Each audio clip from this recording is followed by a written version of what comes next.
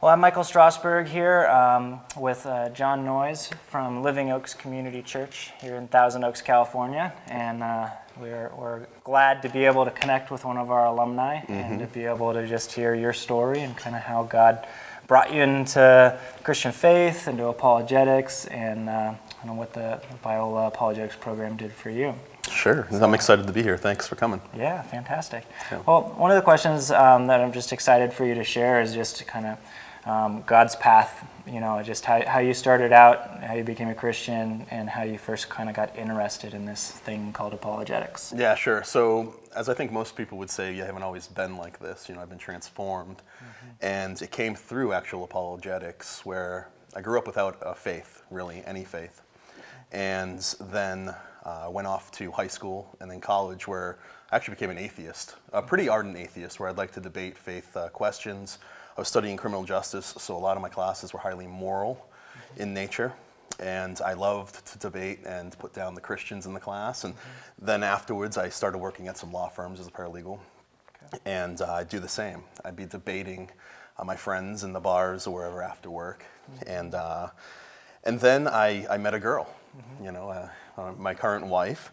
All good stories, I think, start with, I met a girl, and we dated for a while, and she eventually asked me to go to church with her. She was being bad in dating a non-Christian, and I said yes. I've done crazier things for the affections of a woman. So I went to church with her, and it was really weird. Yeah. It was awful, But one thing that struck out to me was that the people at the church were genuine. They were real. They were nice. They weren't really looking for anything from me. They were just kind of accepting, which was, at my stage, was good. And then my wife wanted to become a member of this church. So I took the membership classes with her as an atheist. The final part of the membership class is meeting with the pastor. So we sat down with the pastor and his wife. My wife has an amazing testimony. I share with the pastor I'm not a believer, and I start arguing with him about faith. I had a stack of documents, and I was going to convince this pastor that God did not exist. It didn't work.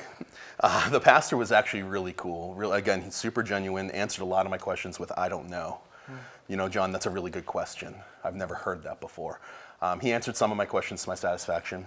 But at the end of the meeting was when it really kind of started to change for me.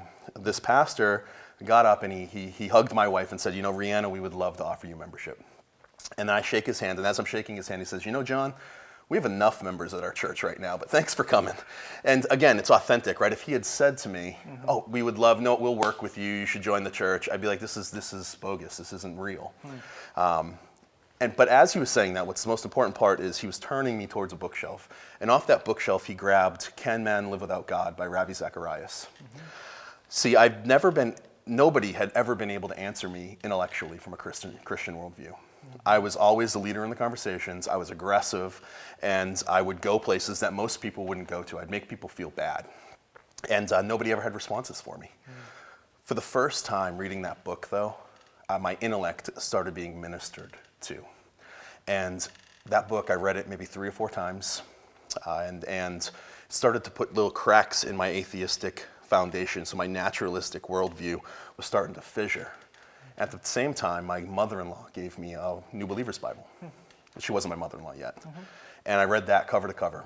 And so that direct encounter with the Word of God, piled with all that apologetic stuff from Ravi Zacharias, really just started to crumble my worldview.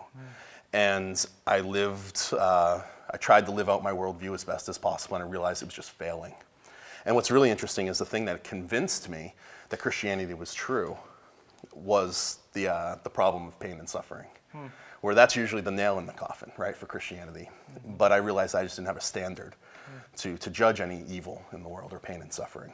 And that was because of Ravi Zacharias. Now, at the same time, I was also researching. I'd never heard the word apologetics before. I thought it means being sorry for something, right? Yep. Hey, can I study this, was what I was thinking.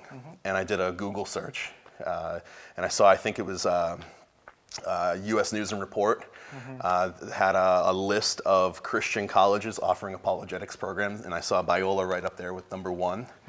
And I Googled it. It's in La Mirada. Never heard of La Mirada. Realized it was only 40 miles from my house, so I researched it. thinking I wouldn't get in, I kind of put it on the back burner. And then I came out to a church, Living Oaks Church, and for a conference, an apologetics conference, I came to see Clay Jones speak, one of the professors. The problem of evil. On the problem of evil. Okay. And sure enough, there at that talk was a Biola Masters in Christian Apologetics table.